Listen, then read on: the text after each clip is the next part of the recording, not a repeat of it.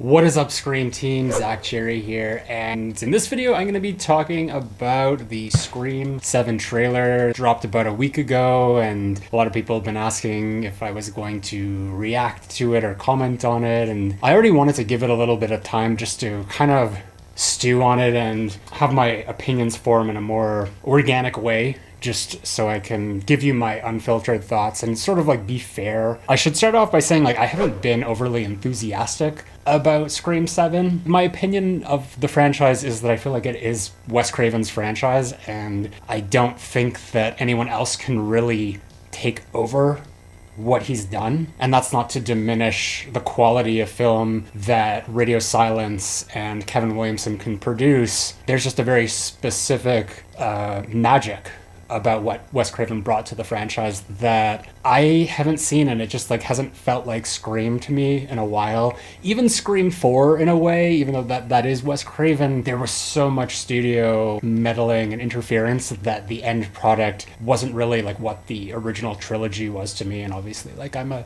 old school purist when it comes to this franchise. You know, I wanted to be fair and, you know, wait until promotional material came out and see if I changed my tune. And to be completely honest, this trailer dropped and it didn't really do much for me, unfortunately. That's not to say that there isn't stuff in here that I like, and I'm going to go through all of that with you. But the overall takeaway I got from it was just very underwhelming. The thing that struck me the most was that it felt like a final trailer, or like a trailer number 3. You know how they'll roll out the marketing for a film, and then probably about 2 or 3 weeks before it's actually released in theaters, there will be one final trailer, which is usually like very spoilery. Like, they kind of like bridge the gaps of just like a little bit more context for things that weren't there in the teaser and then the official trailer proper. That's what this feels like to me. It's just like I feel like there's something missing. This is not listed as a teaser trailer. It's just listed as the official trailer for Scream 7, which is odd that we wouldn't get any sort of teaser. I know a lot of people have said that it doesn't give a lot away, and then there are people that say it does. And in my mind, if it shows a major kill, that is a huge spoiler. And I'm not going to say who it is, just in case there are people who haven't really, you know, gone frame by frame or paid that much attention. But that was kind of upsetting to me. I don't know why they had to show that. I'll tell you the thing that I like the most here, which actually is the one thing that's making me excited to see Scream 7, is Neve Campbell.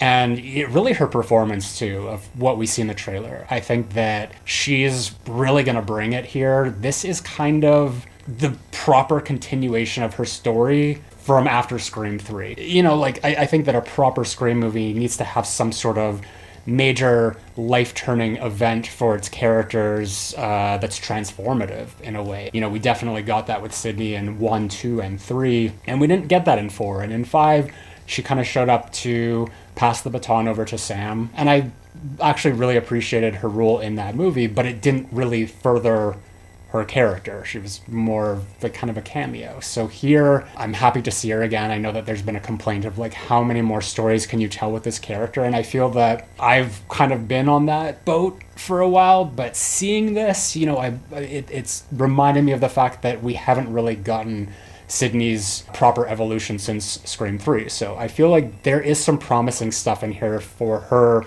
especially in terms of being a mother. Now, I'm a little confused because we're seeing she just has one daughter. There's just one daughter present, and even in the synopsis and all that, it's only mentioning the one daughter, Tatum. And it's confusing. It's like, it makes me wonder, what is the timeline of these movies now? Because in Scream 5 we saw her pushing the stroller, and she talks about getting the girls off to school, so that to me sounds like she has at least 3 if there's a baby in a carriage. But Sidney's presence and Neve Campbell's performance here, like, that's probably the highlight of what I'm seeing here. The thing that is kind of the weakest element of this to me, other than the fact that I don't think that this is a very well curated trailer, is that the production design, it just feels very uninspiring. I wouldn't say that it looks cheap. I don't think that this looks like a cheap movie. I just think that it looks very bland. And I have an issue with the fact that, this is taking place in a very suburban setting again, which, to be fair, going back to the 10 things I wanted to see in Scream 7, one of those is that I wanted to kind of go back to a rural area. But a specific note that I had is that I wanted to go back to the suburban area of what the original was. I know we weren't going back to Woodsboro, but for whatever town Sidney ended up in, I wanted it to be more reminiscent of where they filmed the first movie, where, you have all these big isolated houses in the middle of nowhere with the rolling hills in the background. I think one of my favorite scenes in the original is actually everything with Sidney coming home after school and her whole attack. The scope of it is so large, it really gets to you. And that's just, again, the magic of Wes Craven. With 4 and 5, they go back to Woodsboro, but everything feels like it's suburbia because they shoot it in suburbia and they have everything shot very tight and up close. And we're clearly in another suburban area here again, and it looks boring to me because it's I've seen this in a million other shows and a million other movies, because you think about the original Scream and you think about every major setting, like Casey Becker's house and Stu Macher's house, which is here, and I'll get to that in a second, but they're very specific and unique for being in the middle of nowhere. And here, clearly we're on these populated suburban streets, so I feel it's just not as scary when you know that there's so many people around next door or across the street. Other things about the production design, the wardrobe. I'm not a big fan of Sidney's look in this movie. It looks like a character from a Hallmark movie, some rom-com situation here. One thing that Wes Craven did in his movies was have the wardrobe just be a very important characteristic. You look at that first movie, they're already so unique in their personality, but it's just sort of another layer of the artistic vision. And I'm seeing characters here who, for instance, the daughter and her friend group, there's 2 blonde characters. And I know this is probably going to sound very nitpicky, but it just feels it's too samey, there needs to be some distinction. That's why, in the first movie, Rose McGowan had dark hair and she dyed it blonde. Then you look at Scream 4 and you have the brunette, the blonde, and sort of more auburn hair. So little details like that matter, and everything kind of looks so drab here. Clearly it's set in the fall, and fall typically, it doesn't have to look drab. Look at so many movies in the Halloween franchise where the colors are just really accentuated. And I don't know, the coloring here, again, it looks like a million other things that exist right now. And one of the gripes that I had with Scream 6 was that the movie felt very flat to me. It didn't feel cinematic. It felt like something that you would see on the CW as a television show. And that's not to say that the quality was bad. It just wasn't befitting of a big screen movie in a huge franchise that's 25 years old. So it just feels like that's sort of what's expected. And with Kevin Williamson, most of his career has been in television and with the CW and the WB before that. I think that the cinematography looks interesting. There's definitely some camera work that looks pretty neat. Specifically, we've got this set piece that's set between these walls. It looks like it might be very tense. That is giving me retro slasher vibes. I'm getting a little bit of Halloween 5. But yeah, color-wise and just production design and wardrobe, I don't think that these things are working. Even Gale has looked the same. She's had the same look for 3 movies now. And you think about her in the first 4 movies. Every time she showed up, she had this brand new look, different hair, different style. And even Courteney Cox wanted to come back and just have a trashier look each time. And now I guess the idea with Gale is let's just spin the color wheel of the rainbow, and whatever we land on, we'll just give her that color blazer. Beyond that too, and just kind of getting into character stuff here, I feel like Gale's just become a huge cliche at this point, with ever since the Radio Silence movies, and now it just seems like she shows up, steps out of a car, and just says some sort of expletive, and it just feels so disingenuous. It just feels forced, and I don't buy the passion of the character. What is written for her and what is being put out there just doesn't feel authentic. I think that it would be very poetic, just a poetic irony if she developed a Dewey limp from what had happened to her. I really hope that there's some sort of like intention for her to be here other than just to kind of show up and be like cool and sassy, because it's cliche. It doesn't feel like the character anymore. Gale of the first 4 movies like had so much depth. Even in like Scream 5 she had a lot of depth, and that was thrown out the window with her in Scream 6. In terms of like the other characters, we don't really see a lot of them. We see Sidney's husband, we see Tatum's friends, McKenna Grace, and then Celeste O'Connor. Interesting thing with McKenna Grace, and this was not my observation, I don't know who to credit this to, but she is wearing a blue plaid skirt, so there's theories that she's the killer, like the blue plaid theory. But I will point out that this is like a debunked theory, because Derek was not a killer in Scream 2, and also Liv in Scream 5, at the party she was wearing a blue plaid skirt, and she was not the killer. So I don't necessarily think that it's a proven theory. We also see the twins. They're back from Scream 6, and I don't know how they could fit into this movie. Like, it appears that they're working with Gale, and this is a problem that I had with Scream 6 in terms of the character relationships, because in Scream 5, Chad and Tara, like, they had maybe one scene together where they did not even appear in the same frame, they did not share any dialogue, and then suddenly we come into Scream 6 and there's this relationship that's just sort of forced into the story, and it felt disingenuous. It just felt like it was there to be there.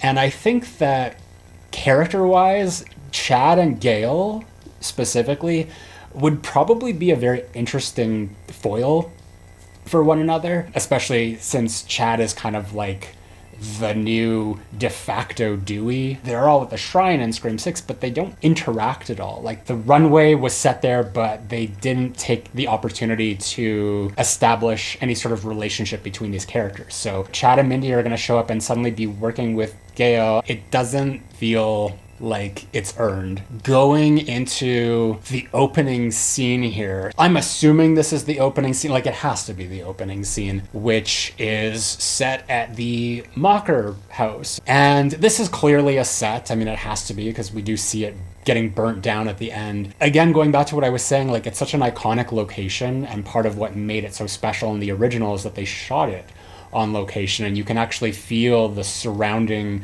environment, the nature, the isolation. And here it's like, this is obviously a soundstage. The minute I saw this, I was just like, are we really going back here again? But I will say that I appreciate the fact that the inside actually looks like the inside now. Scream 5, I guess Amber's family painted everything yellow. It didn't have that same effect, and now we're coming back in here and the walls are that like burgundy red, and all the furniture is back here too. I wonder if like Amber's family was just renting the house, but just imagine that Leslie Macher, who has been alluded to in Scream 5, still owns this and is now running this murder B&B out of her family's house. We see this ghost face like burn everything down, but yeah, just like collect the insurance and go carry out your wacky murder spree. But, you know, I like the detail. I like that we see the tape body outlines for Amber and Richie, and then obviously Billy.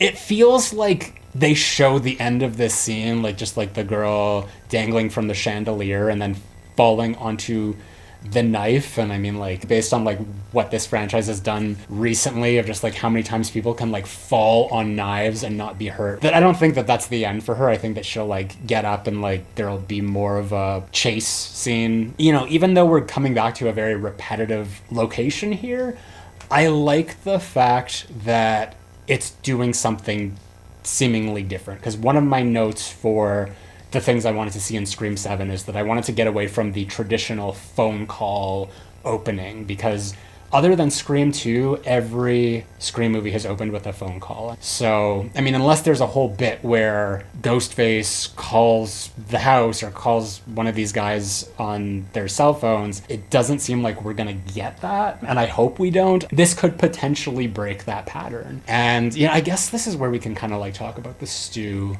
of it all, because they've been playing with this idea forever that he's still alive. and I don't buy it. I think that it would be something that would probably alienate a lot of the audience if it was just revealed that Stu is alive. I definitely think that they're going to try to meet everyone halfway because there's so much of the fandom that is, wanting to see Stu come back. And obviously Matthew Lillard is in the trailer. We hear his voice at the very end of this. But I think it's going to be one of those things where there's going to be seeds planted throughout the script that just all these clues that would suggest Stu is still alive, but it's just going to be someone trying to emulate him or honor him or revenge him or whatever. There is the line that Ghostface says to Sidney on the phone about this new town being reminiscent of where they grew up. So I feel like they're going to be laying it on thick with the Stu stuff throughout this movie. And,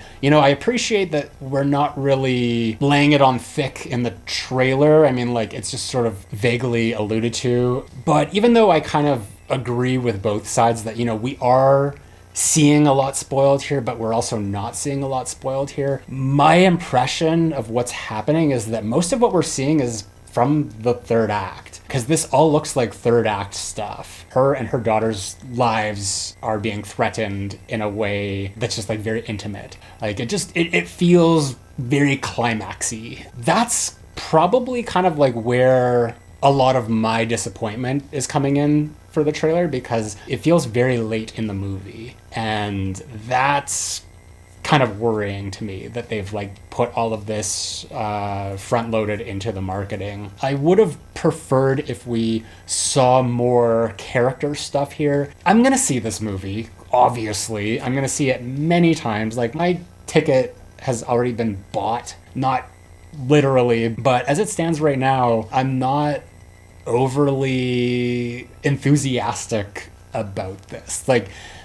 It's sad to say because this is probably my most anticipated movie coming out, but with everything that we saw here with what they front-loaded the marketing with, it's leaving a lot to be desired. You guys let me know in the comments, what do you think about this? What are your theories regarding what you're seeing here? Did you like this trailer? What are you hoping to see from the next trailer? What are you hoping to not see? Maybe is the question more specifically. But thank you for tuning in and listening to my thoughts about this. I know that some of you hold my opinion on these things up in, very high esteem, and that's something I'm very appreciative of. I want to be positive about this, but I want to be real as well. I wouldn't want to blow smoke up your asses. If I don't like something, I'm going to tell you I don't like it. But otherwise, I'm going to sign off before I start to peter out. So I've been Zach Cherry, and I'll be right back.